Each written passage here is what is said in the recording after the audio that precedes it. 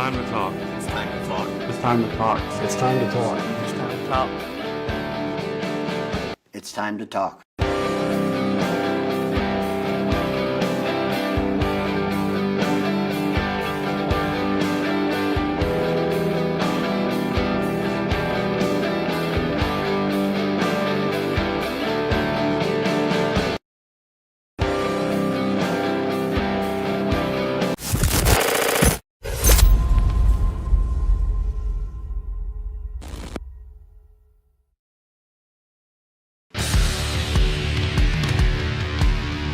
Welcome to South Carolina and one of the most demanding racetracks anywhere in motorsports. Tonight, the Mid-Atlantic Racing Series rolls into Darlington Raceway, the track too tough to tame, for round number 7 of the 2025 season number 6.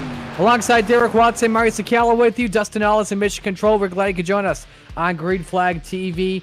And Derek, this is the place that separates the brave from the bold. 1.25 miles of worn-out asphalt, 2 completely different corners, and a whole lot of concrete waiting just inches from your right side door. As David Pearson once said, you don't race Darlington, you survive her. Yeah, you know what? Isn't it fitting? We were just talking about things being all normal in the sports world again. Round Ball Rock is back tonight, NBC. Lots of things are happening. Here we are, NASCAR at Darlington. It just sort of feels like peanut butter and jelly, like butter and toast, like, I don't know, chicken wings and blue cheese. Whatever you got, it just feels kind of normal, doesn't it? Darlington's tonight, and we're going to New Hampshire next week, Martinsville. And look at this, these next, 4 tracks are just quintessential NASCAR facilities. Yeah, absolutely. You got 4 straight short tracks around the corner after Darlington. Then we go to the super speedway draft track of Talladega. And I'm glad you said wings and blue cheese, because if you said ranch, we would have had a lot of problems. Yeah, a lot of problems. Yes, anyway. Races continue up until December 16th when we crown a champion out of the playoffs. Here are the championship standings. It's been a great start for a lot of drivers, including Kayla McKinney, who comes in with an 8-point lead on Chance Manning, followed by Wesley Triplett, Justin Barkley, and Todd Slauson. Derek, they've been the dominant 5 basically all season long. They really have. Look at that. 9 members from the United States, 1 Canadian. Jarrett Larder from the bottom is going to try to work his way through and represent his country. And the Maple Leafs, well, maybe he can pull off the unthinkable like the Blue Jays did last night. Absolutely. Everyone in Canada is very happy. I'm rooting for the Blue Jays. Probably everyone except for those in Seattle or LA are rooting for Toronto. So we get set to go here for tonight. Coverage of the Mid-Atlantic Racing Series are brought to you by Admin Box, a purpose-built hardware tool designed to simplify race control for iRacing League admins. That rather than typing commands or relying on complex key bindings, Admin Box offers a physical button box that connects via USB with pre-programmed commands tailored specifically for race management tasks. Its buttons feature LED backlighting for easy visibility, making it ideal for fast-paced and high-pressure race environments. Going over to Admin Box, that's 2 X's, adminbox.com. When purchasing, use code MARS-BOX, MARS-BOXX, for 10% off all orders. And by 4 Mile Media and Design, providing professional creative services tailored to the racing community, such as custom paint schemes and graphics, race winner overlays and event graphics, and video clipping and editing. At 4 Mile, we make your racing moments look as sharp off the track as they do on it. Going over to 4mile.net and check them out, and don't forget to use code MARS15, MARS15 for a discount. What a car count we got here tonight, Derek.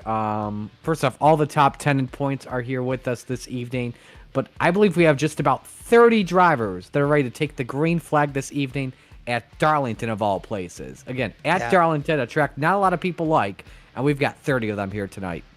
Man, it is a polarizing place, isn't it? It's either a place you love to race at or you despise racing at. It's tough, it's difficult, it's everything that is challenging as a driver track. Take a look at the starting lineup here for this evening as Ryan Fleck qualifies on pole position. Second straight week he's been on the front row. His pole time of 29:051. A 10th quicker than Wesley Triplett, who starts second in the 74. Kayla McKinney inside of row number 2 in the 76. We missed him last week, but back with us. Angel Hernandez of the 42 starting 4th.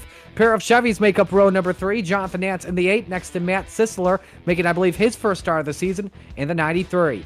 Same with the man, the 77, Dominic Barbagallo, starting 7th next to Justin Barkley in the number 57. That's row 8. And Colton Manich and David Duran round out your top 10.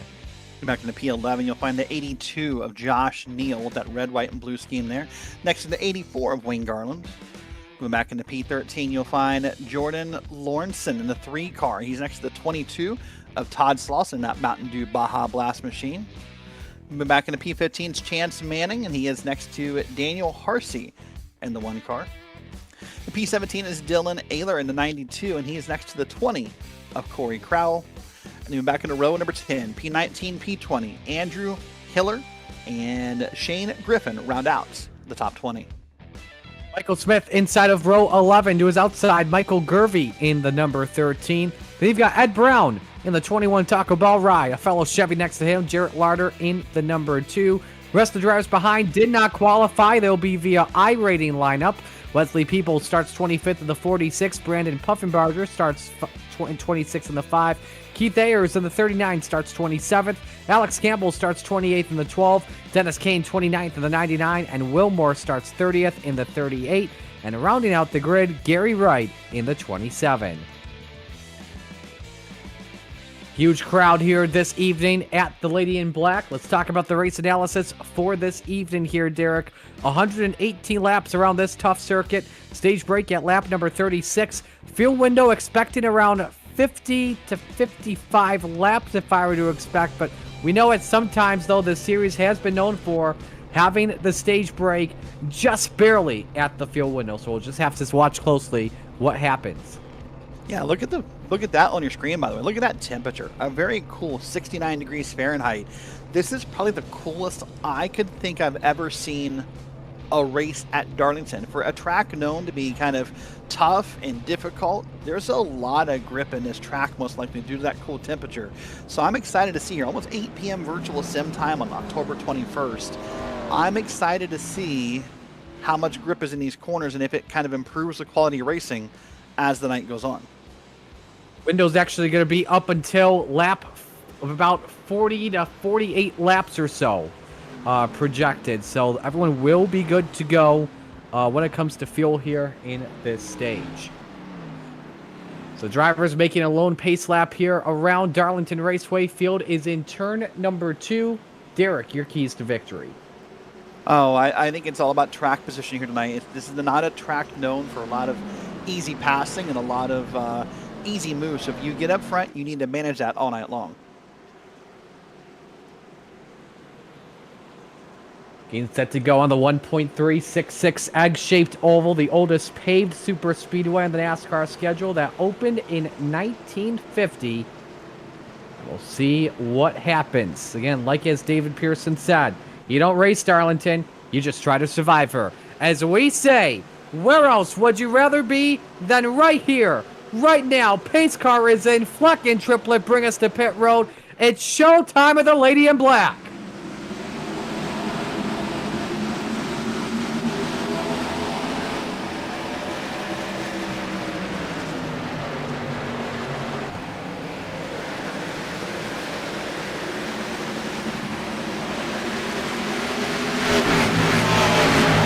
Wasting no time, immediately clears Ryan Fleck in the 9. Kayla McKinney, though, has jumped up a spot into second.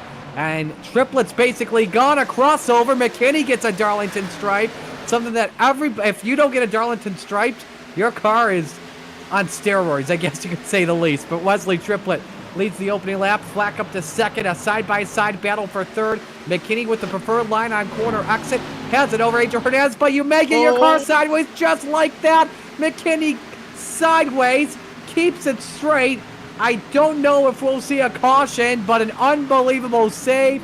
But he basically just dropped all the way down the leaderboard like an anvil. Yeah, he really did. That's probably we're going to stay green. That all happened below those white stripes. That's going to happen down below the racing surface. So no caution for that moment. And we'll still watch again. The 76 gets it loose. That car behind him had nowhere to go. He was sort of the victim in the ride. But both save it. We stay green. What an incredible save. We've got a battle for the top spot up front. Wesley Triplett and Ryan Nance, half the car length, separate the top two. And, that was one of the things I was about to bring up as Triplet was getting, when McKinney was getting sideways, Derek. Turn 2 on the outside can sometimes bite you in the rear end, depending on how much throttle control you have on the exit. Yeah, that throttle control thing is so important here. There's all those analogies you hear over time, like, pretend like there's an egg under it, or, pretend like your valuables are under it, or whatever people say, because a lot of throttle control is important here. And it's easy just to want to smash the gas and go, but with the way these corners are, with how the degrees of banking, with how narrow and wide they are, it's all night long. This track is a challenge. It really is. Looking on back through the field here, see there's still some battles going on behind the top. There's another car way to the inside, but we're going to see that's probably okay. That was Puffenbarger, I believe, with that red numbered car, and now he's just like nothing happened, right on back through the track as we now see a pass from the 12. Alex Campbell, the 12. Hang on, one car sideways. McKinney once again. Wow. Take 2, same spot, different lap. Deja vu for the 76. And he finds a way to keep it straight once more. Puts him all the way back, though, to 29th. Yeah, and as a driver, that's going to start to eat at you, by the way. Marty watches it. I mean, it's almost the same thing again. It's going to start to eat at you a lot, because now you're like, dude, that's what, 2 times in the past 3 laps maybe it's happened to me. It starts to eat at your confidence. It makes you want to start to drive different. You start digging for the correct answer, and it may never come. The more you change that lane, the more harder it may get. So as a driver, that's defeating when it happens repetitively. Just noticed as well, one other driver dropping down the leaderboard, Matt Sisler in the 93. It says here the client manually disconnected, then reconnected in. This car was going straight still at 150, 170 miles an hour, however fast you go here around Darlington, and somehow disconnected on him. So very strange issue, but it'll drop Sisler back a bunch of other spots. Here's a challenge by Josh Neal, Chance Manning.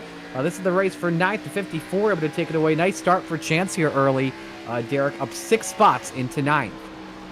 Yeah, great run right now for Chance Manning, up 6 spots here. You see, looking on back from P6 on to P7. This is Nant Hernandez. And boy, they're 3 wide down this straight. That's not going to work. Someone's going to back out here. It's going to be the car in the back.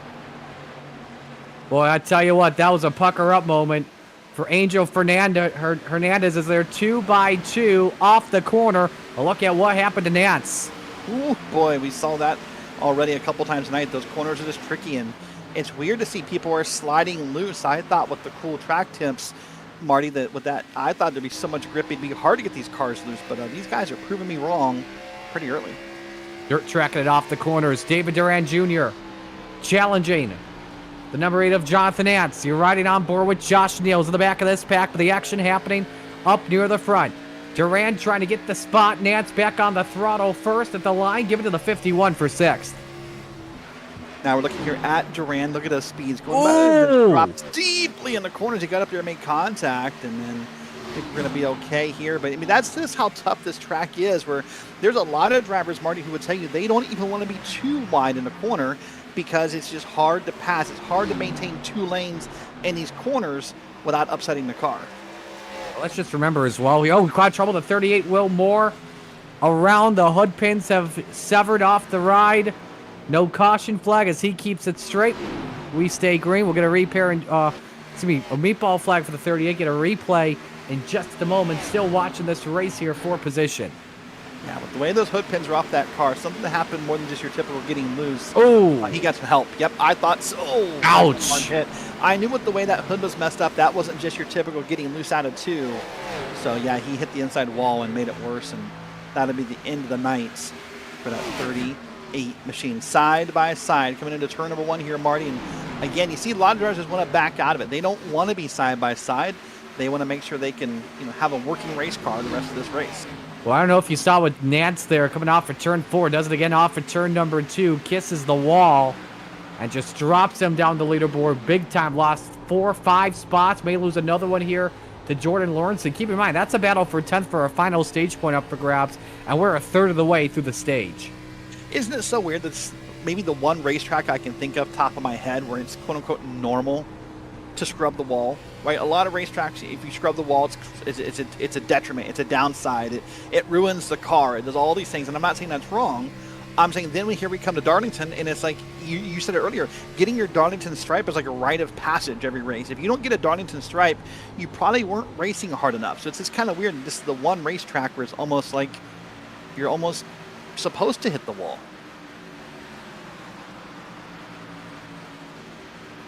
Ooh, we just heard on Matt Sisler, he hit Alt F4 and his Alt key was being held down, and so that's a rough break for him. Here's a update on Caleb McKinney. He's trying to fight his way back to the field after a pair of dirt tracking moments off the corner.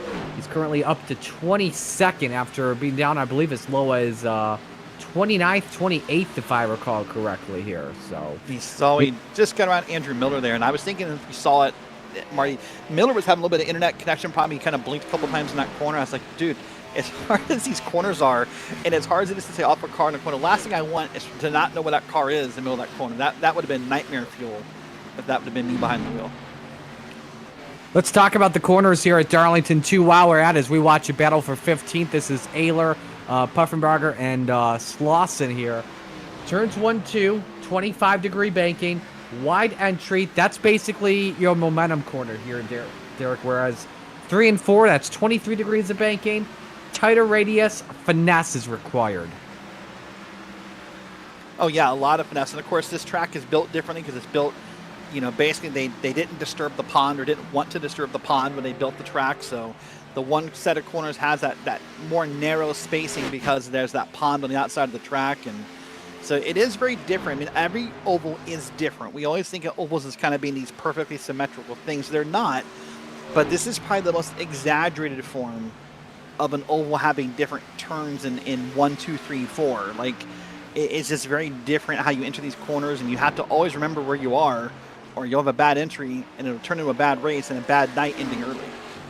This is your race for the lead, Triplett and Fleck. Now, a couple laps ago, Triplett had that lead up to a half second, I think, after a tough corner exit from Ryan Fleck. But that 9 has been able to reel the 74 back in. You see the gap down to under 0.3 of a second off of turn number 2. Yeah, this has been the battle all night long. These guys have pulled away. Right now, they're almost 4 seconds to the good on the cars behind them. But these two guys right now have been right here this close pretty much the whole race as we've gone on here. Now, getting ready to end lap 18 at the line here. But you just see it now. It's Triplett, it's Fleck, and these guys are racing hard all night long so far. The times there on the bottom of your screen. Fleck's a little bit slower in 2 of the last 3. So, got an update here. Michael Gervey just crashed a couple moments ago. Get a replay in just a moment if we have another battle on track. This is for 5th. It'll be for 4th. Colton Madich finds his way past Justin Barkley for right now as the 57 tries to counter it back. Boy, that was close. Watching that to the 13 first. We'll come back to that battle screen. And oh, boy. Oh! God, both walls just hit. And honestly, that's probably the closest we come to a caution all night. That car was basically stopped on the track for a second. And that car, most of them got loose as the night was going. That one must have gotten tight out of the corner. It just didn't want to respond to swing. He just crushed that outside wall, and he just slammed it really hard. And he went down the track and hit the wall again, and that'll end that night for the 13. Looking here at Ryan Fleck, by the way, and right now he does have the fastest lap of the night so far, Marty. He is about a half a tenth of a second good on that. And lap by lap, these guys are just trading 10th here, 10th there. Like, there's no clear dominant car amongst these two, and they're getting ready to come up on lap traffic for the first time before the stage ends. They've clearly pulled away from 3rd place Dominic Barbagallo. 5 seconds separate first from 3rd as Fleck with a little puff there to the wall, and you see the diamond happening off of turn 2. Fleck gets the back end sideways. Just a little bit other racing on track. You're watching Jonathan Nant, who's dropped down to the 12th position. Corey Crowell next to attack here. Crowell started back in 18th, running in 13th. As for Jonathan Nant, started back in the 5th spot and has sunk sail ever since. Good battle happening back through here, and we'll see how this goes on. And there's a pass up top, and I was going to say, this is one of those tracks where It's funny. We talk about a lot of the difficulties of the track, but we don't talk a lot about dirty air here for some reason. Drivers, and maybe it's because it's just the forced line of the track, but drivers seem more comfortable riding behind one another here at Darlington than you do at other places. Thankfully here as well, we do have the competition caution on lap 36, so Nats will get a chance to adjust his race car to see what maybe he could do better on that ride and the in-car adjustments, mostly brake bias and tire pressures, but other than that, nothing really too much here. Take a ride on board here with Puffenbarger in 15th. Biggest mover of the race here so far, too, Derek. Started back in 26th. Yeah, you're right. I mean, other than the brake bias, that's been the biggest change a driver can make other than what they do, right? A lot of times when it comes to fixed setup races, the joke is, what can I change? The answer is you, right? You can change your entry points, you can change your braking points, you can change how hard you're braking or what have you. That brake bias will help a little bit here, but this is just one of those tracks that I hate to use the word exposes, Marty. Maybe there's a better word for it that I can't think of, but it really shows you this track specifically, who's good at it and who's bad at it. It's like Pocono in a way, or maybe like going to like a road course. You're either good here or you're not, and there's really no way to fake it like there are at some racetracks. This is also a track as well where experience usually trumps youth here. This is a track that like I mentioned earlier, rewards patience, throttle control, discipline. A lot of first-timers say it's like driving two different racetracks in one. The veterans normally dominate the race because of their feel for tire management, where the rookies often overstep. You take this over to iRacing, for example. You look at a guy like Wesley Triplett. Here's a guy that has the strongest I rating of everybody in the field at over 5,200. Everyone else, like 2nd through 10th or so, they're around the 3,000, 4,000 I rating. And then mostly in the second half of the field, they're around that 1,000, 2,000 I rating level. Yeah, and of course, that's a metric we use within the system. A lot of people, including myself, would argue it's not the ultimate metric, especially when it comes to league racing, because a lot of drivers really do love league racing so much. They don't touch the official racing that often, so they don't ever, their I rating may not necessarily, equate to skill. Now, I would say as a whole, it's a good metric. It's the only metric we have to judge, but, sometimes you'll find someone who just comes out and will surprise you either way. And of course, at a track like Darlington, it's even more of a kind of a niche thing going on here. This is the battle on screen, by the way, for third on back. So this is going to be Barbagolo, Manich, Barkley, Manning, and others involved in this battle right here. And this is a good battle, members, with the stage ending here in about, 7-8 laps from now. There's points on the line for these drivers.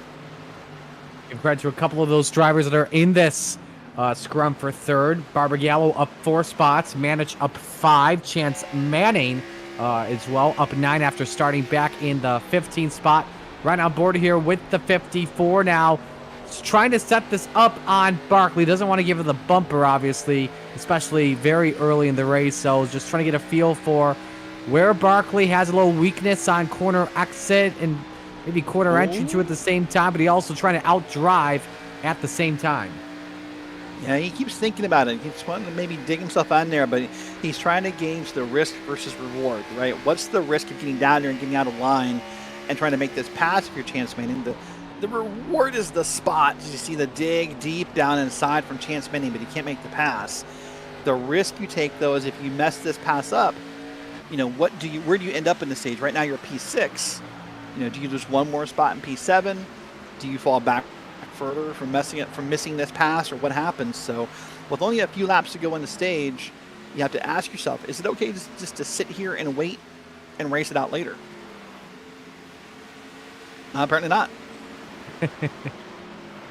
5 to go here at the line here for stage number 1. As you see the pass being made, David Duran Jr., Barkley, Manning up another spot as well. It's actually, no, correction, that's a lap car. Shane Griffin in the 4, letting that hodgepodge go past. And so Chance Manning, now your third biggest mover of this race, up 10 spots. Here's a surprise that we've got in this race so far. Not a lot from Todd Slauson. Started back in 14th. It's down in 16th, racing the 3 of Lawrenson for a spot. Oh, big hit the wall, and all is good again. That wall out of turn 2 has seen lots of action here tonight. But that, I believe, would have been Wayne Garland hit the wall. But here is the race you're talking about. And you're right, Slauson really has made, no positive progress to speak of so far. In fact, it's down 2 spots. So maybe he'll try to readjust those lines or what have you when this caution comes out. Corey Crowell catching the stripe earlier on in turns 1 and 2. I was watching from an alternate angle when that happened.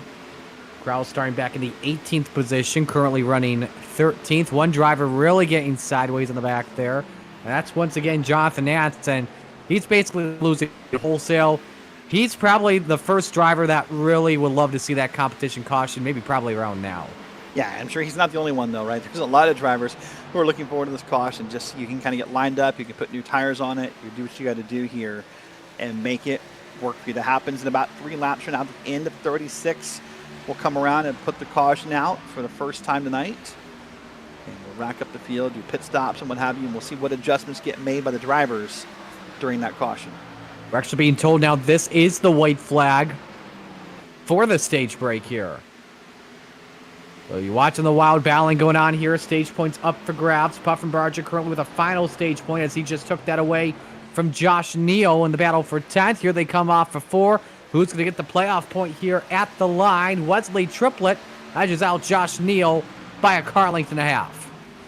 Yeah, nice battle right there between those two for first and second. And they'll keep riding on through the rest of the field. It comes on through the line here.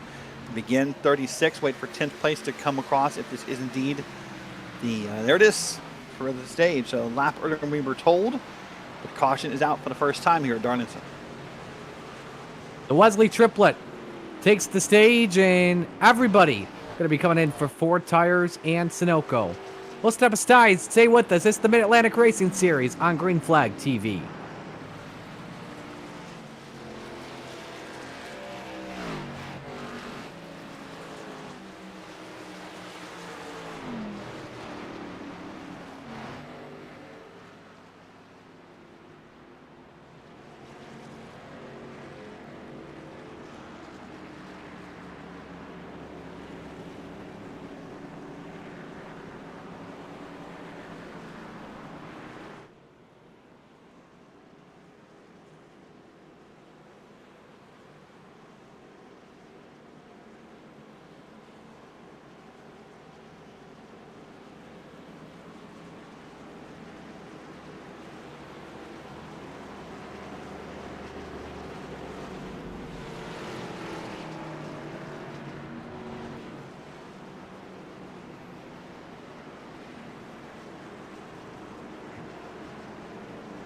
Pit stops beginning here under the stage break, and Wesley Triplett brings everything. Something we've yet to talk about here either, as well as tires. Tire wear at Darlington, Derek, is brutal. Darlington basically eats Goodyears for breakfast. It really does. That's a great analogy here. And no one, this has to be 4 tires and gas for everybody. A 2-tire call here would just be wild. When everyone's going to come down and do it together, you would have a big hit. Colton Mann is going to get busted on pit road for a penalty. He'll move to the end of the line, likely for speeding down pit road, as will Angel Hernandez, by the way. So 2 end of lines to keep in mind of here. And let's see what happens. Everybody right sides up, left sides up. And yep, 4 tires and gas. Watch those pit stop times. Let's see what happens. 14.4 is a good number for Wesley Triplett. Triplett, Fleck, Barbagallo, Manning, Manich, Duran Jr., Barkley, Hernandez, Harzy, and Puffenbarger. Here at the moment. That's your current top 10. And yeah, looking at these pit stop times. Pardon me. Everybody doing 4 tires and Sunoco fuel here. No one wanted to do that 2 tires, 1 bet.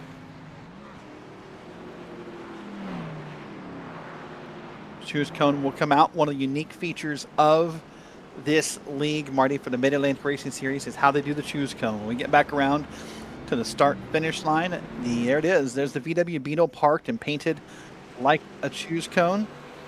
And see, people are picking their lanes by going either side of the choose cone. So we're going to add an extra lap here to our caution. So let's see if we can do this real quickly here. Let's see if we can get a word from our Stage 1 winner, Marty, and see if we can maybe find out how he's feeling. Let's welcome in Wesley Triplett into the Green Flag TV broadcast booth. Wesley, that was a great first stage. How did it feel out on the track? Oh man, like I'm barely staying alive. It's slick, it's rough. I don't know. I'm just doing my best to. The whole plan for today was to get somewhere where I could run by myself. I was able to get there off the start, luckily. So when we went through the pre-race stuff, we saw how cold the track is. It's barely, 70 degrees Fahrenheit, I think. Were you surprised how slick it is given that temperature? Well, I think it's mainly just cold tires, you know. Once you get some heat into the rears, then they grip up pretty good. But just it's scary the first few laps. I'm sure y'all seen carnage back in the back or in the middle of the pack somewhat, a little bit everywhere. Yep. Yeah, a little bit everywhere. All right. Well, what's your outlook for the rest of the race? You hoping to stay up front? What's the goal here? Yeah, I'm gonna try to. Luckily I got control of the restart, and maybe I can get clear going into turn one and try to run it back. Fair enough. Well, listen, we know we're one to go, so we'll put you back down with your team with Dummy Racing. Good luck the rest of the race, and maybe we'll talk to you later. All right, appreciate it, man. All right, that is Wesley Trippett. We'll put him back down with his team here. And Marty, I got to say, we saw it in the first stage. Now we heard him use the word slick. That's the one surprise I have from this race so far. I thought with the cool track temps, there'd be much more grip. You know, we've talked throughout this broadcast about compromises here, Derek. Let me ask you this. Which end of the racetrack would you set the car up for? Now, the in-race adjustment specifically, 1 and 2 or 3 and 4? I would probably fix the car for 3 and 4. That's the more narrow of the turns. I would practice that more. That's the more difficult part. The typical analogy is if you can do the difficult task, you know, then you can kind of do the easy task later, right? So that's what I would do. These corners right here are coming out of 3 and 4. That's what I would focus on. Well, here we go. Wesley Triplett selects the outside. Fleck, Barbagallo, Manning, and Barkley. That's the top 5 as we come back to green. 40 laps in the books.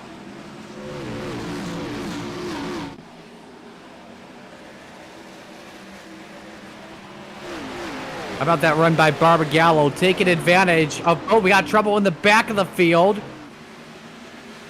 And yet another 3 of Jordan Lawrenson sideways. Oh, no, there it is. Now we're wrecking again. This is going to be a yellow. Yep, Nance, the day's just gone from bad to worse. Darlington's been a nightmare to him. The 3 just towed of Lawrenson. I saw Colton Manich involved as well. This was a driver that was running inside the top 10 at some points in the race. Now, remember, Manich had, I believe, correct me if I'm wrong, didn't he have that penalty on pit road that put him into the longest line? Possibly. I can go back and check the logs on that and see. But, wow, I'm curious to see what's going to happen when we get to the replay here. Watch towards the middle of your screen to see where the red car is. It's the black number 3 being told, he got bumped from behind by the 82. And then they wrecked forever, Marty. And the second bump. And yeah, I got bumped. That's Wayne Garland. That gets the back of the 3. And so Josh Neal, to cause the smorgasbord of accidents, will head to the rear. I wonder if they're going to do anything with Garland for that yellow flag, too. I don't believe so. I was just about to mention, give props, too, for Dominic Barbagallo's. This is an onboard here. Yep, this is Garland. You see the first bump. Here's the second bump right there. He did everything you would kind of almost think was right. He was a little bit slower. He was riding below the track. I think he just kind of missed the memo on how slow the 3 was. And then it got worse there. Well, I was going to talk about this before we had the yellow flag. It's actually hold the thought again. This is onboard Fernandez. What's going to happen here? Watch up ahead will be the wreck, where the first bit of the wreck is. Hernandez, goes to the bottom, way to the inside, way down to the yellow, and just gets around it, and it speeds right on through. He decided, I don't want any part of that, and took the long way around.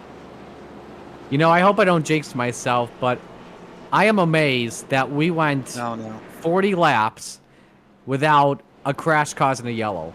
You know, there's a banner they put up on Wednesday nights in Premier Sim Racing. Literally says, send all complaints, because I make these kind of comments on Wednesdays, and then it goes to hell afterwards. I want you to know I had nothing to do with this. This is all you. I know. So in a minute when producer Dustin also puts the banner up and says, "Send all complaints to Marty." Just know you chose this life. It didn't choose you. I chose violence. Yeah, I chose violence. Absolutely. 100%. Yes. You give credit as well on that restart. Dominic Barbagallo making the move up to second, and he took advantage of restarting the same line that Triplett was before that yellow flag. And he'll restart inside of row 1 when we come back to green. I'm not sure if that's what you really want, especially with Triplett as the race leader, because it could cost you that second spot to deflect. But at the same time, at least you're not on on the high side where you could be in danger exiting turn 2. No, I've nothing to Yes, do with yes, yes, yes. No. Oh, boy. You know, I want to say, though, real quick here, I was thinking, as we're watching this field come around, there'll be 1 to green this time by after doing the choose cone. If I'm Dominic Barbagallo, I'm a little thrilled right now. Like, I get to get the inside lane into turn 1 here on a restart. Like, obviously you have to wait for the control car to go, but I get the inside lane in Darlington. I might be okay with this, actually, all things considered. I would be thrilled if someone left me the inside lane to get up there. So it's going to be Barbagallo and Triplett up in lane 1, Fleck and Manning 2, Barkley and Duran 3. So I'm happy for Barbagallo, and I would be happy in that seat if I were him. So as we look at, obviously we just had the pit stop on lap 37 for the stage break. I think as you break this down as a crew chief, it seems likely. I think we're looking at a 2-stop race. If you can save enough to make it to the checkered flag without overtime, it may just be a 1-stop race. But I'm thinking here, especially with it being Darlington, it's gonna be a 2-stop race for the rest of this one, especially with the max tire changes you can have. Yeah, it depends if this race stays clean, right? If this race stays clean, they'll break it into one caution or 1 stop. Pardon me. See a big look here above the track. But if we can get this thing to stay green, it's probably a 1-stopper. But if a caution comes out, everybody's going to take advantage of the new tires. Field 2x2, and you see that inside line putting pressure on that high side. This could make for an interesting restart here, as the top is basically sandwiched. Something you don't see often is we're back to green, and look at that. Look at all the pressure on the outside. A couple of drivers cracking the wall in the back. As we watch the race for second, Barbagallo, a deep drive into 1 and 2, and he'll clear Fleck for the second spot. Fleck trying to clear Barkley off the corner. Does he have second here? Yes, he does. Here comes Duran Jr. for the final spot in the top 5. Yeah, good race so far. Already almost single filed out back to the top 10, except for this one battle side by side with Barkley here on that highlighter yellow car on the outside, and that's going to almost work itself out. And it's amazing how quick this race single files out. Meanwhile, here's a run by Fleck. Tried to get the second spot from Barbagallo. Nothing he could really do there. Ooh, one driver sideways, Puffenbarger. And loses 2, maybe 3 spots. He falls down to 13th. Jared Larder and Ed Brent, bunch of drivers who, just like the 5, started near the back of the field. Got some good runs ever since the stage break. Yeah, so now the question after the stage break, as we get our first run in here, is what did people learn? What were their takeaways? What did they, what about themselves did they fix? Is anyone going to change their braking points, their turn-in points? Was anyone surprised by the tire wear data they got from iRacing? So let's watch this here. This is Puffenbarger, and he's got on the apron, and the car got a little slick. Contact for the race lead. Barbagallo and Triplett being and banging doors here. It's a 4-car battle with Fleck and Manning in the back of this one. Barbagallo trying to lead his first laps of the season.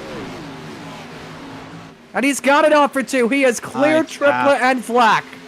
Wow, they're almost offset 3 wide, back to 2 wide behind him.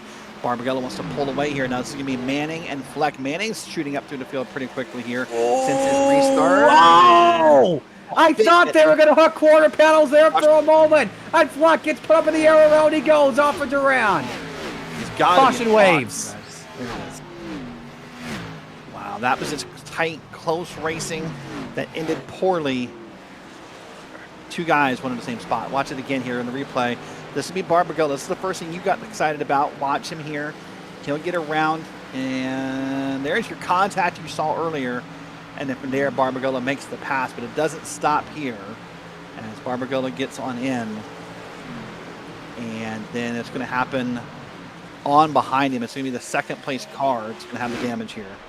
You know, with the way how hard they were racing, with how close, you could just inevitable. This was just a bomb waiting to self-destruct.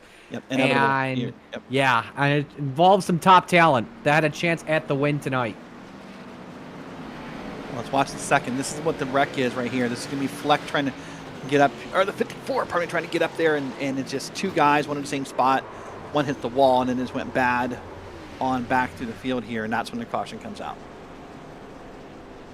So Manning and Fleck bring their cars down pit road. Manning with the meatball flag, so he had no choice but to come down pit road. And now this makes things a little bit interesting with a couple laps in on this run. Field in turn 4. Good idea to top off on fuel, or do you wait, maybe go for the 2 tires early? I'm thinking right now fuel if you come down pit road. Depends where you're on the track, right? I mean, so what do you have here currently? I think we have 24 cars on the lead lap. If I was 12th on back, I'd come get fuel. But if I'm any closer than that, I'm probably saying P7. You saw Daniel Harsey, I think maybe our top runner who came down. But I don't mind this call depending upon where you are on the track. This is a mixed bag of suggestions, I would have to guess. What drivers do. Slauson's taking fuel only here. He'll be the first guy off of pit road. Hearing that Harsey's got damage repair. Ed Brown does fuel only as well in the 21. Barkley with the damage repair as well. Gary Wright exits pit road with fuel only. Wesley Peebles does fuel. Keith Ayers fuel. First guy on 4 tires will be Jared Larder in the 2. Alex Campbell in the 12 also with 4. Everybody, so only 2 drivers with 4 tires. The rest taking fuel only. Talk to me about, besides the damage repair, but talk to me about Larder and Campbell's decision to go 4 tires here. So they pit on lap number 51. We look at the window at about 48 laps. They'll have to pit one more time here. So they've got 1 set of fresh tires basically remaining in this. If we have a late race restart, you could see those 2 possibly up near the front, depending on how many tire sets the front of the field have. That's just that's just how I look at things. What they're actually really hoping for, Marty, is they're hoping this race stays green. And then what's going to happen is on those final restarts, we've done a lot of those laps under caution since the stage break when everyone took tires. But you're hoping this thing stays green and you have newer tires. Newer tires are newer tires, no matter how new they are.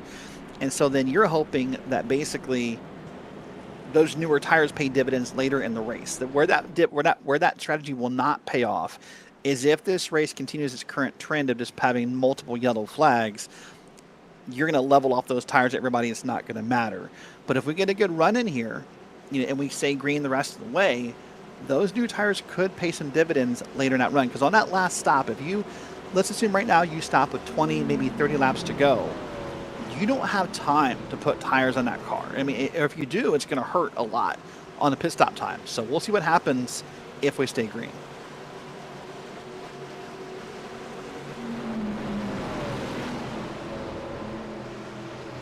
Coming back to the restart this time. Barbagallo, the new leader with Triplett to his inside. Perhaps maybe the big winner of that caution flag was Wesley Triplett after he dropped a couple of spots. He's now back up in second, but the wreck further back. Ed Brown around in turn 1. We go back to yellow. This is becoming what people fear of Darlington. Tight racing, tight tension. Oh, gosh. I had nothing to do with this. Yes, you did. This is all Marty saying, this has been a great, clean race so far. I had nothing to do with this. 4th caution here, lap number 54. 3rd natural yellow. Brown and Michael Smith making some contact on that restart out, while Wayne Garland also at the same time was trying to change lanes here. And you'll see it in just a couple of moments. Let's watch it again. Watch the bottom of your screen. On top of your screen, actually, that purple and white car on the bottom. He just got tagged on the back quarter panel, and around he went. And is that Wayne Garland maybe who tagged him? Yep. The 84, he was changing lanes, trying to change lanes on the inside, and Calamity breaks out. Yeah. Well, this is what a lot of drivers get scared of when it comes to Darlington. It's tight racing, lots of cautions, a slow pace, because these kind of moments right here. And you see just, you got in the 45, got turned around. And this is the kind of moves right here that will not help those drivers that you mentioned pitted a moment ago. If this stays yellow, those new tires become a non-factor. So we'll see what happens. Wayne Garland's going to be sent to the end of the line here. Likely, I'm guessing either maybe a pit road penalty is going to have that here. But boy, if you're Dominic Barbagola, you're the only driver happy about all these yellows, Marty, because every yellow flag lap is one more you can't get past to the lead. Absolutely. Yeah, a lot of top-offs here happening as Michael Smith brought about 8 or 9 other drivers down pit road. Now, this is interesting. This is interesting for the drivers just getting gas, Marty, because you have to think to yourself, what, 1, maybe 2 more yellows, and we're getting darn close to being good on fuel, right? Absolutely. I mean, we're thinking, what, 50, 55 laps a run. So unless our numbers are way off up here, which, hey, we're commentators, not mathematicians, so, take that for what it's worth. But we're getting darn close to someone being good on fuel. So Larder and Puffenbarger topped off on fuel. Dennis Kane, I think, got some extra damage repair, and that's the case. Same for Peebles and Wayne Garland. And David Duran Jr., I believe, who was also involved in that accident, or an earlier accident. Daniel Harzy, same thing. Michael Smith with a longer pit stop. That may have actually... I have to double check. That may have actually put him a lap down. Nope, he was close, though, to going 1 lap down. He stays on the lead lap, so...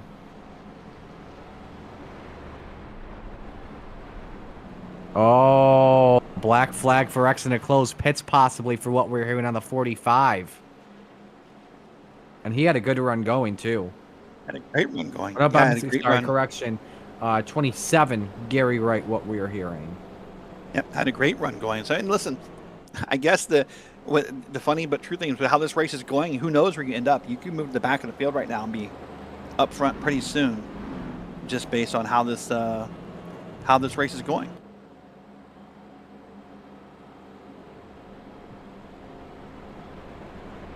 So should go choose cone this time. If not, yeah, I should be choose cone this time.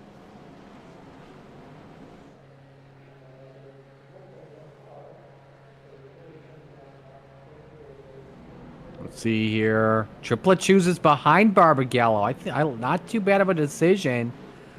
So that's going to help out Corey Crowell here. Let's talk about his run here.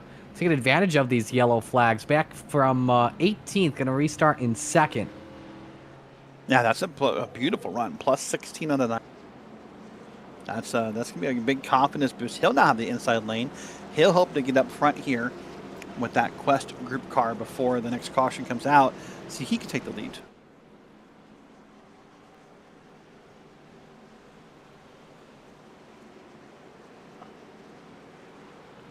We've doubled them up once again. You see the biggest movers on the bottom right of your screen. Ayers up 17. Crowell, Campbell, Ayler, and Wright all a part of it. So your top 10, Barbagallo on the outside next to Corey Crowell, row 1. Dylan Ayler, Wesley Triplett, row 2. Angel Hernandez, Colton Manich, row 3. Caleb McKinney, Todd Slauson, row 4. Keith Ayers and Josh Neal round out your top 10.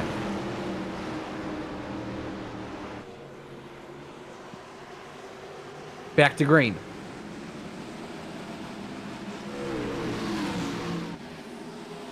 Well, no surprise, big jump for the leader. That's typically the way these restarts work. He'll get a nice big jump, side-by-side battles behind from Triplett and Crowell that will allow your leader to temporarily get a nice jump here on the floor. But boy, look at Crowell way low. I like that run, and he's going to make the pass here coming to turn 3.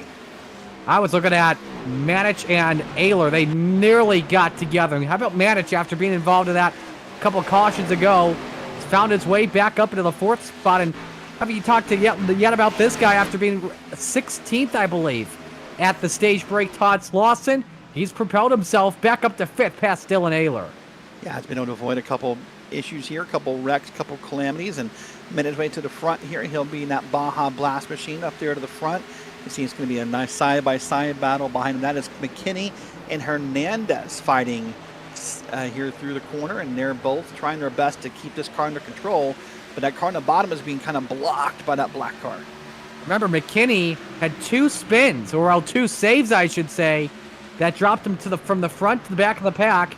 He's restarted in the 7th position. We got Andrew Miller off the pace. He got sideways about a lap or 2 ago. I was just trying to regain traction of Miller's number 40 ride. Well, look good now, but I think he may have been involved with a 5-car a moment ago. Watch this replay. There he is up on the wall, and there's also that they're kind of both this kind of tandem wall riding. A little bit of contact at the end, but those 2 issues were each of. Is that Hey Arnold on front of that Cartoon Network car? I'm sorry, not being told by our producer. That might have been the Powerpuff Girls. I may have misspotted there, but a good classic cartoon nonetheless. Let me take a look here on my end. Yeah, that's Powderpuff Girls. Good old Cartoon Network days. I'm more of a Johnny Bravo kind of guy. Yeah, me, I was more of a. I didn't grow up too much with cartoons. So. Like a Dexter's Laboratory kind of guy. I'm just saying. What am I of? Dexter's Laboratory. That you come off like Dexter sometimes. Okay. Not the laboratory guy, not the Showtime guy. Just saying. Yeah, I couldn't watch Dexter as a kid. That was premium stuff, which means that was uncensored stuff. Slauson taking Ayler, McKinney, Hernandez, all with him as they try to close in on Manich in the race for 4th position. And yes, Lawson started 14th, back up in 5th. Ayler from 17th to 6th. And yeah, we talked about McKinney earlier on. It's the 2-car off the pace, Jarrett Larder. Talked about McKinney, how he had 2 incredible saves. Had to reel himself back in, has taken advantage of some of these caution flags. Up to 7th, and now wants 6 from Ayler. See, that 76 was still kind of loose getting to that corner. It was still kind of pointed a little bit to the inside. He was getting to the corner there. So watch this onboard. Let's see if we can ride along with him here. See how this car behaves. It's pretty steady hands on the wheel there, all things considered, at least through this set of corners. We'll keep on this shot and see how the next set of corners go. But I'm impressed. A little bit of wiggle right there out of the corner. Let's see what's going to happen in the next set of corners here. See if those hands move a bunch. Getting a 10th off of Barbara Gallo's pace, in case you're wondering. I'm impressed by how smooth those hands look inside. Typically, when you see a car that's been loose all night, Marty, you'll see that wheel kind of moving back and forth, because the driver's just trying to do anything they can to save the race car. You know, it kind of makes you think at the same time as there's a Darlington stripe once more for McKinney. Kind of makes you think earlier on when he had those saves, cold tires may have been a factor. McKinney pitted on the brake on lap 37. Those tires now up to temp, up to pressure. I don't think he's had any issues ever since. Oh boy, the number of wall hits, the number of smoke, the amount of smoke popping up there will spook you every time here when you see those kind of things happening. But you just have to know that's what happens here. It's just funny how, again, we've accepted that people hit the wall at Darlington. That's a badge of honor, as they say at Darlington, but too much can cost you speed, aero damage, and margin at the same time. When we get later on in this race, you'll see the stripes increase, and especially those close battles for positions at the end. On board with Hernandez, and the he looks on McKinney for 7th.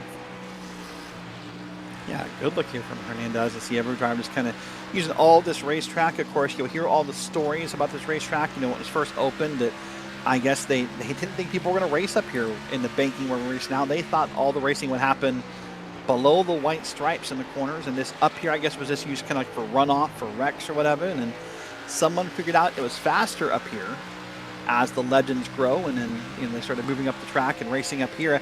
You know, it's funny, we hear this story all the time, Marty, about this style of racing below the white lines in Darlington.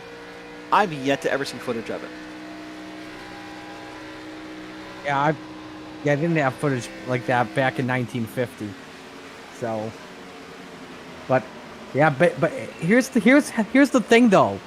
If you don't have a stripe though at the end of this race, I feel like you're not running hard enough at times. Mm-hmm. But it depends. A light stripe, normal Darlington racing. But if it's a heavy stripe on that right side, you've got damage. And then if it's a white stripe, you have like a 7-nation army. Whoa, whoa, whoa, whoa, whoa, whoa. That's it. See, now it's a sporting event, because now we just heard the 7-nation army at some point in the broadcast. That's how we know it's an official sporting event. That's our kickoff song for Bills football. As a college football fan, you hear it every Saturday, multiple times every Saturday. So no way you get through a Saturday college football game without hearing that at least like 9 times. McKinney looked on Ayler for a moment, thought better of it in the race for 6th. By the way, Chance Manning has called it a night. By the way, sorry to cut you off, but I just looked over and noticed Chance Manning has left this race. Yes, Manning has called it after being involved in that in the yellow flag 2 cautions ago up near the front. That's a tough break for sure. Manning 2nd in points, 8 behind McKinney. Coming on into the race weekend as we stack them up with Manich on back. Little nice how do you do right there from the Mountain Dew machine. Just a little bit of bump right there. Just said, thanks for the spot. Move right along. So where we stand right now, Marty, we still have what? We'll get through this path first. Hold on. McKinney's up top here. You're right. And that's going to get ugly pretty soon. Remember how earlier we used that word inevitable? Yes. I kind of... This is it right here. Oh, off the bumper, McKinney. What a save, especially on the banking. That felt inevitable. Something was going to happen. Someone's going to give. You can't ride like that at Darlington. It's just the track isn't built for that. It just doesn't work. But I was going to say, here we are, Marty, more than halfway through the race. We still got 21 cars on lead lap. Still got 26 of our 31 in the race. So it's funny to say that we've had those few cautions back to back, but attrition, not that bad so far. Watch this here. This is Ayers is on board. Whoa. Ayler, yeah. Great save. Beautiful. Well, managed sideways off of turn 2. Ayler around the outside. 7th spot up for grabs.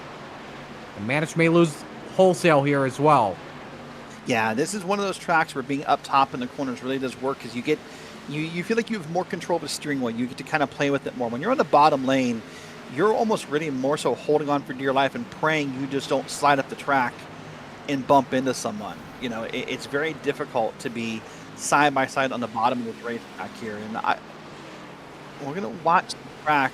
Okay, so I'm being told on pit lane we may have an engine expired, so watch for the deep, dark, kind of gray smoke as we go by again, and we'll see if we can identify what car it is, but I'm being told there may be a barbecue on pit road currently.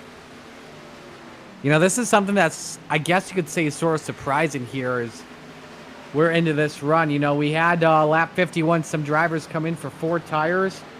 I haven't seen any of them yet in the top 10 unless they pitted to repair damage and may have taken tires. Like, you've got Slauson up in 4th. He took fuel only and is working on a pretty good run. Keith Ayers also took fuel only. Josh Neal, Justin Barkley in 9th and 10th. They repaired damage from that caution flag. The challenge... I believe they've taken tires, so go ahead. The challenge for those tires is going to be, and we kind of said this at the time when it happened, is that, I think they changed them on, 52s when Jarrett Larder did it, if I remember right. The problem is that a lot of those laps that happened between 36 and 52 were under yellow. So you could already argue, and probably reasonably argue, that, oh boy, there's another hard hit up against the wall, that Larder and those guys didn't get a lot of advantage out of those new tires instant. Because of this, those tires weren't worn yet. So if those new tires for Larder and others are going to play a factor, it's going to take probably another 20 laps when tires start to really wear out, and maybe Larder can find his way through with the new tires at that point. But right now, it's just not paying dividends at all. I wonder if it's happening for Manich. He's got a very angry car right now. For the lap times, he's dropped all the way down to 14th position. May lose another one here to Harzy. I wonder, it makes you think, did he use up his tires early on? And that's not hard to do here, by the way. Absolutely. Yeah, this, like we said, Darlington eats Goodyears for breakfast. Yeah, this is one of those abrasive tracks, just the way you're turning the wheel, the way you're working the wheel, the way you're doing everything. Every time you scrub the wall, you could be doing some damage to those tires. Here's a bump from behind from P6 to P5. It's Lawson back there. There's Justin Barkley, and boy, that car must have had something happen. He is slow down on the bottom of the track there. Waiting for what happened to him. But I would have to guess off turn 2, possibly. Nope, we're hearing something else. Yeah, we'll wait and see. Maybe wait and see if we can find out. But meanwhile, look on track here. Still, every time here we are, what, 70-some laps in this race. I still get nervous every time out of turn 2. But the way those guys just get up there and scrub that wall super close. And, you know, it's weird to think, well, let's watch this first. Here's Barkley, who's down below the track and just slows down. So yeah, I don't hear an engine poof or out of fuel or anything like that. He had to have, he either had something going on in real life or he had a controller issue. We got pit stops happening here. I wonder if he just wore the tires out, honestly. Like, that's could have been. Yeah, if he just wore the tires out and be safe on pit entry. It is possible to put a tire down to 0% iRacing. For it to happen in 40-some laps would be surprising to me, but, you know, who knows? Lawson's down pit road now. Manage has been down pit road. The timing tire is starting to line up a little bit here. Josh Neal's down pit road, so it's going to get busy here. So remember, we last pitted on lap 36 for the stage break. We're now on lap 80. So, I mean, we're more than halfway through the run. And, yeah, everyone's going to start coming down soon because here comes your leader. Watch Barbagallo stop here. I want to make a correction, by the way. His second start of the season, finished 15th at Iowa previously, so we haven't talked a lot about him all year long. But this is where things are going to get interesting. We see the drivers on lap 37 now starting to pit. This is what, like you talked about earlier on, Derek, this is what the drivers that pitted on lap 51, lap 52, even the 55 and the 56 pitters, they absolutely wanted this for sure, because now they can now they'll get the lead, they'll get the clean air, and they can try and stretch things possibly. Well, and the reason why you want to pit right now is, as I said earlier, you need time to justify taking new tires in this car, right? Say if you stretch this race out to, let's say, any further, you know, you may not have time to justify to get the benefits and perks out of those new tires. We'll see a couple of speeding posts top of your screen, but that's why I think, and hey, you know what, actually, we're about 50 laps in. I kind of forgot how long it had been since we cautioned for the stage break. Those might just be out of gas, honestly, on those cars. So we'll see what happens. Watch your pit stop times right at your screen. But we're being told Peebles was caught speeding down pit road. So that'll be a long 40-second hold for him under green flag.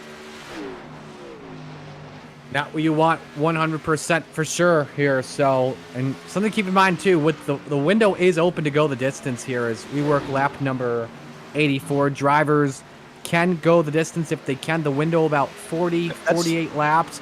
They should be good in case we do need overtime. But I think everyone that pits now is good to go. Hey, that's Jarrett Larder. He just pitted. Remember, he's one of the drivers who talking about pitting back on 51.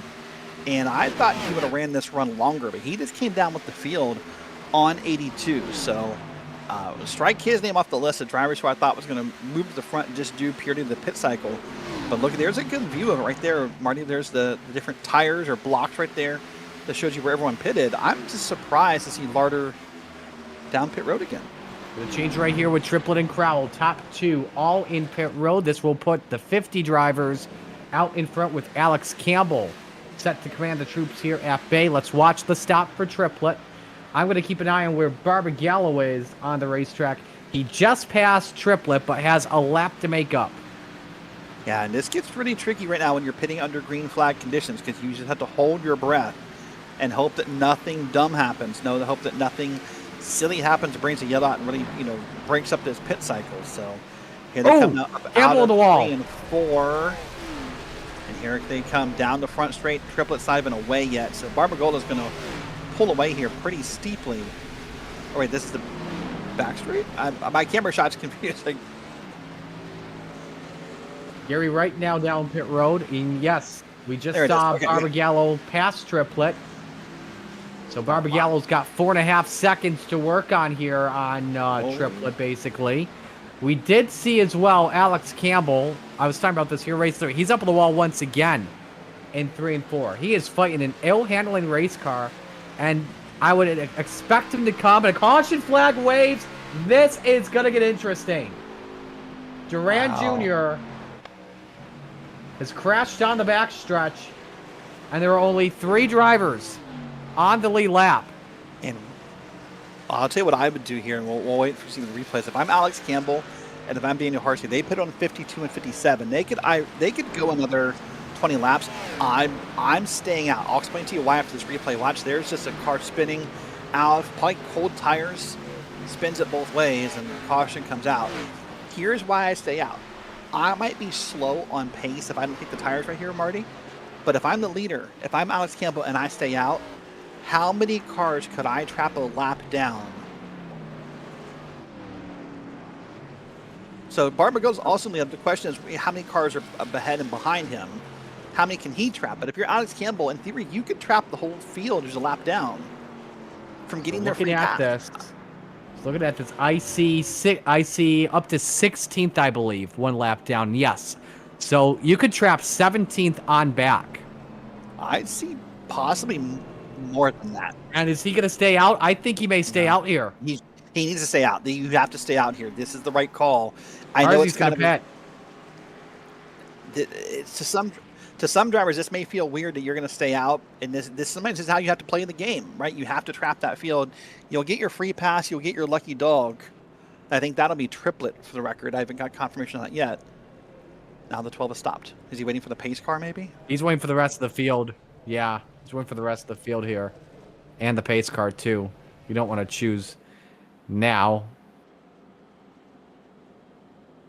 I think they just got ahead of the pace cars. They're going to be up ahead of Barbagallo here. So yeah. that's Todd Slauson. Where is he at on the timing board? He's scored P5, and I show him a lap down. I think this is going to trap like everyone P5 back. We'll wait for timing and scoring to kick in here.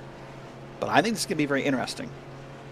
I can see Campbell waiting for the field to go, and that car is an idle, not even using up any fuel right now.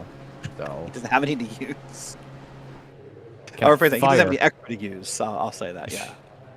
So here's the pace car. Now he'll get on. Now he'll go on through, and then they'll use the choose cone here. Everybody's choosing. I'm going to assume Campbell just chose the bottom. Well, yeah, he did. Whether he meant to, whether he meant to or not. Well, now here.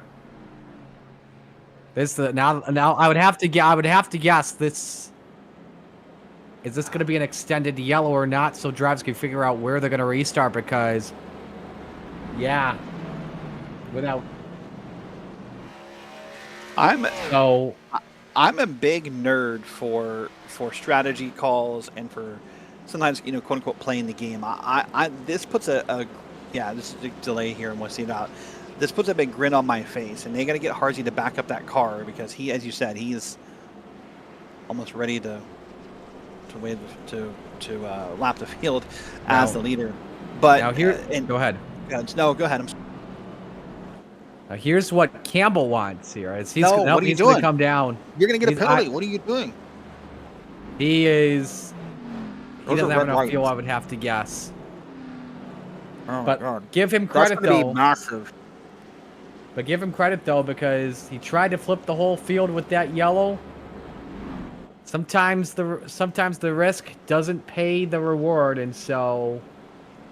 But Daniel Harsey, I have on my end him still as the race leader, so he has to wait for the pace car. Yeah, he does. Here's the challenge, by the way, for that 12 car that just pitted.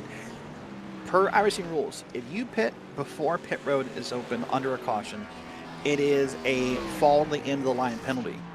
If they close pit road and then you come in, that's a stop and hold under green flag. He's going to serve a green flag penalty for coming in right there. I'm 99% positive that's what's going to happen to him. Wow. That's a heartbreak. Harsey, this is interesting too. And wait a minute, are we waving the field? I think they're going to wave the entire field here. I don't think that's personally. I don't know if that's what you really want. If you're Barbagallo or Wesley Triplett, if I'm Barbagallo, I'm upset because yes, absolutely. I made a call to not pit based upon the fact that I was going to trap the field. But now Alex Campbell may be the race leader here, possibly. This is going to get interesting. I think they need Daniel Harzy here to stop on the track, and then everything can be okay. So we're going to go from only being 4 cars in the lap to probably having somewhere near. There's still a lap down here. This can be sometimes a side effect of having a choose cone. You get these yellows like this from time to time, and it's, go ahead. I'm sorry, I'm going to cut you off. I don't think it has anything to do with choose cone. I think it literally has to do with the fact that Harzy didn't stop for the pace car. Like, legitimately, like, I think that's where we're stuck a little bit. And listen, I'm going to be very clear.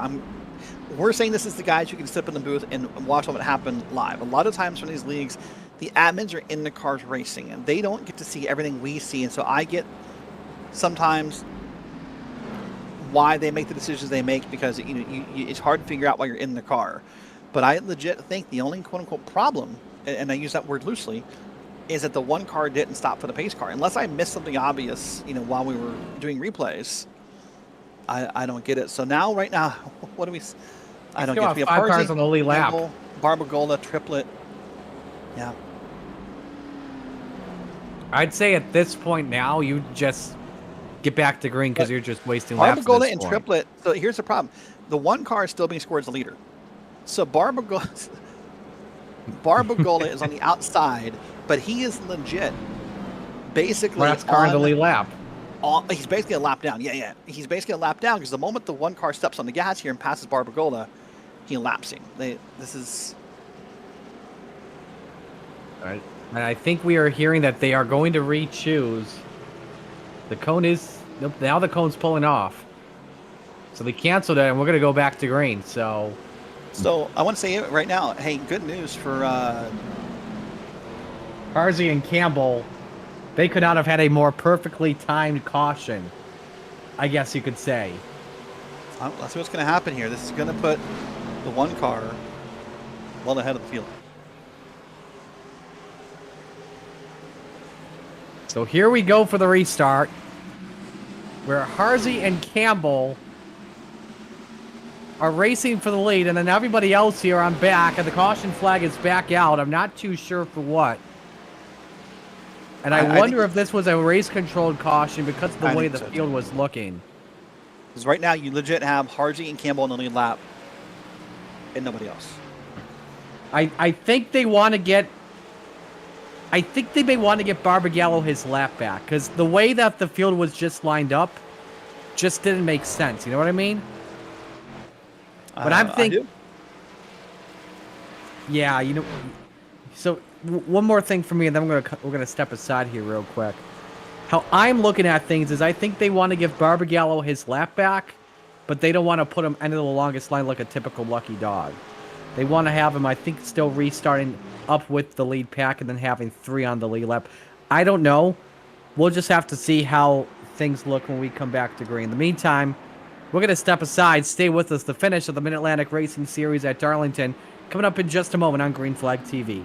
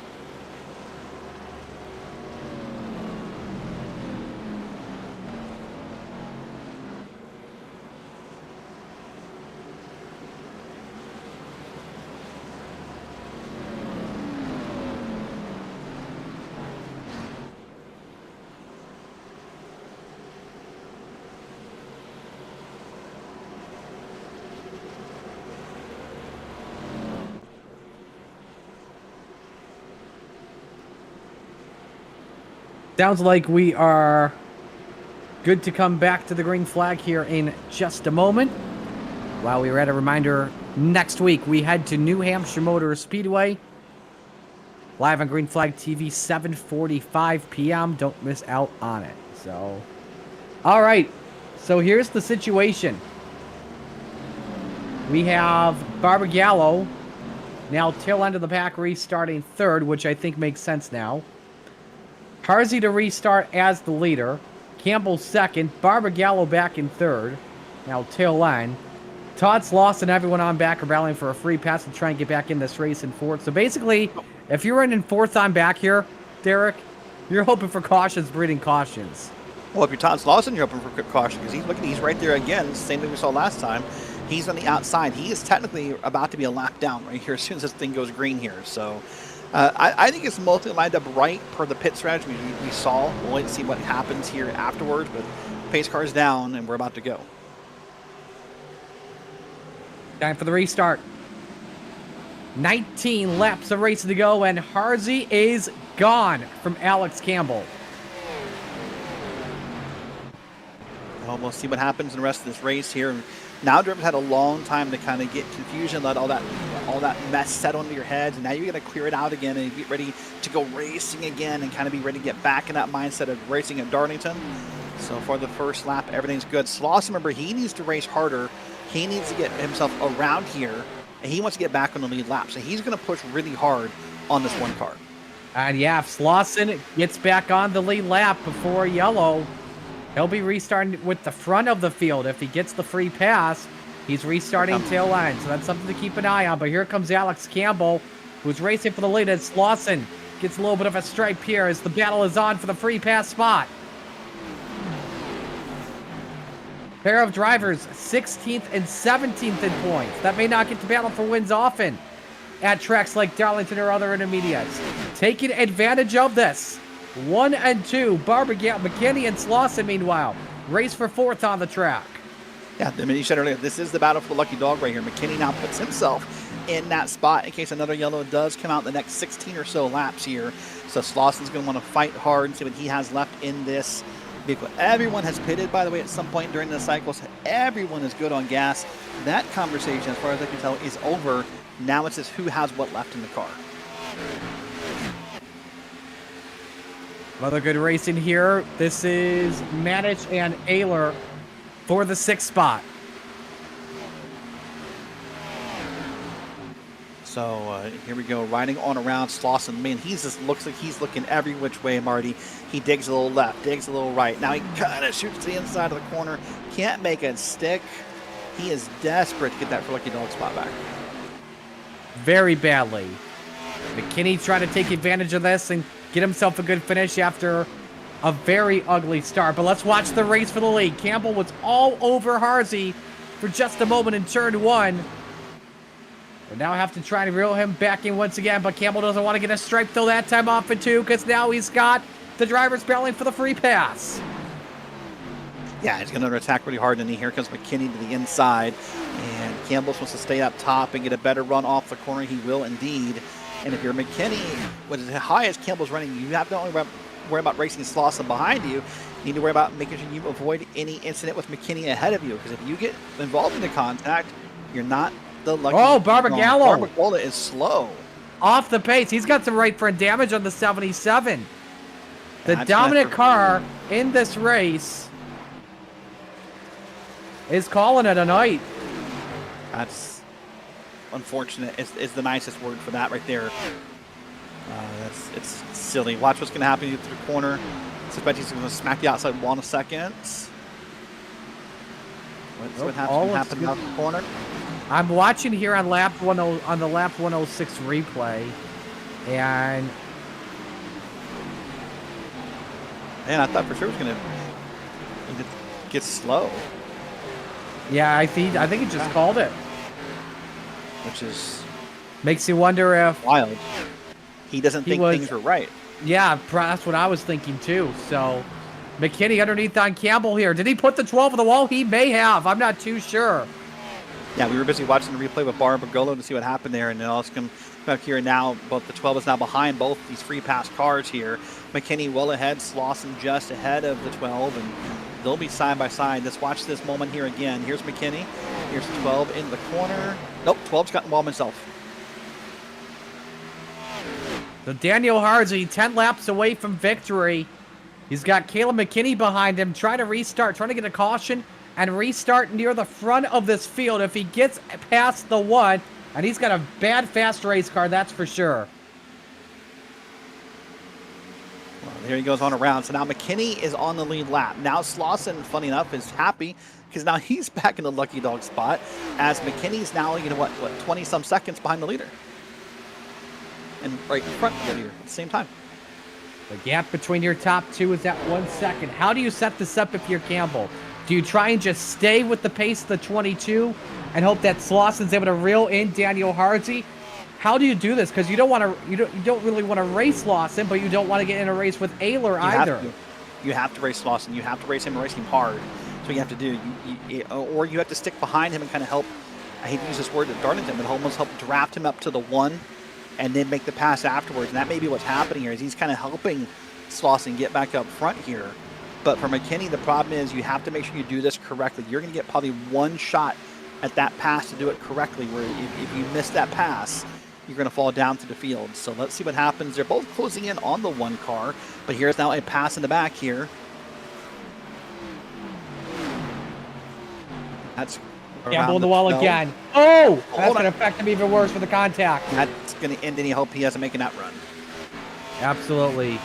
Give Alex Campbell the guts for getting the caution timed perfectly. It's now in the hands of Alex Campbell. He does not control his own fate. No, he doesn't. Keep that in mind. The challenge for the 12 right now is he's kind of frustrated, I'm sure. And somewhere in the back of your mind, every racer's mind, Marty, you say, hey, these guys are a lap down. What are you doing? It's 12 to go. It's 7 to go. It's whatever to go. You're a lap down. Why are you racing? But when everyone minus 3 P3 is a lap down, of course they're going to race that hard. These guys are racing for something. They're not, it's not just a lapper in the ways. These guys are all racing for a spot.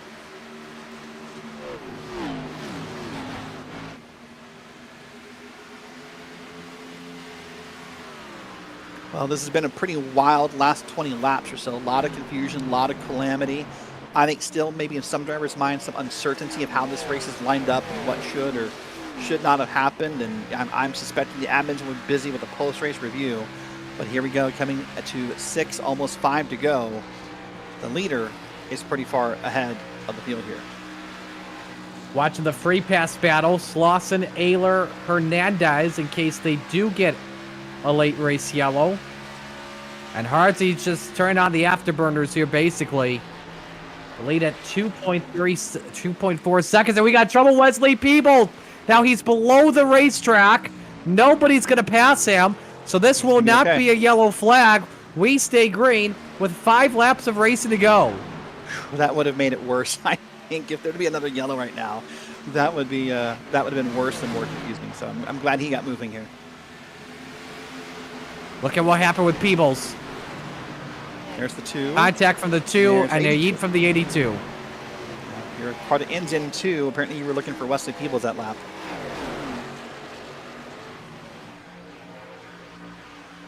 Oh, here we go now. Almost 3 to go at the line. A triple. This is risky here. Oh! What a slide job! And it pays ugly for Triplett and Ayler. Oh my God, they're paid horribly. I mean, how we stayed green, I don't know, but I guess if you're Triplett, you felt like you had to make a move here and take P6 or try to. Just trying to get whatever you can for that wave, for that free pass, without question. So, but it's still Daniel Hardsey. 2 laps of race to go here at Darlington.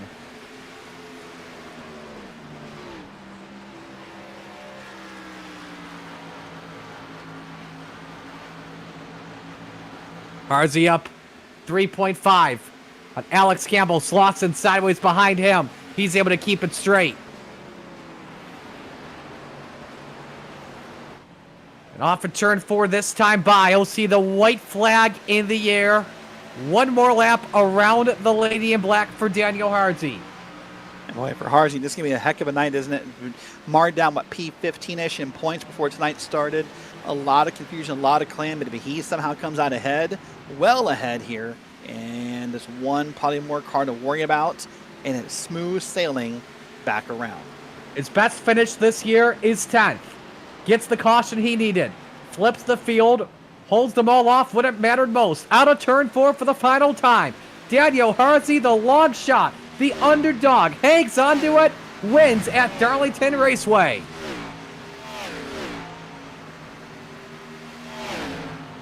He put himself in position, just did what he had to do. Wow, did not flinch one bit. Campbell second, McKinney third, Slauson fourth, and Hernandez rounds out the top 5. And this is interesting as well. No burnout by the race winner at the end. And we are hearing as well that there will be a post-race meeting for the drivers with the admins to explain everything from what's going on. But, hey, regardless, though, Derek, Daniel Harzy, your winner here at Darlington tonight. Hey, listen, a win is a win. Absolutely. At some point in everyone's life, you're going to have a win that someone's going to think is controversial or different or what have you. But that's not his fault. He went out and raced the race he was told to race. He did what the admins told him to do. He raced it out, and he got the win. Congrats to him in that moment. Absolutely.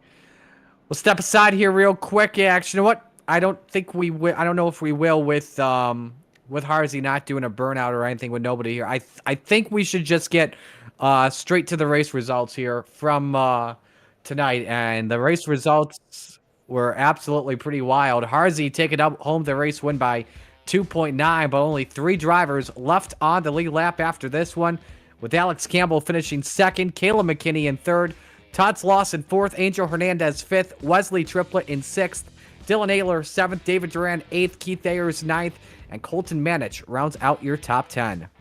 Moving back into P11, you'll find the 5 of Brandon Puffenberger. Now he's right ahead of Josh Neal and then Gary Wright. Those are all the cars being scored 1 lap down, 2 laps down or more. Michael Smith, Matt Sisler, who had those issues with the disconnect early in the race, Jarrett Larder, Dennis Kane, Wesley Peebles, Wayne Garland, and Ed Brown round out your top 20.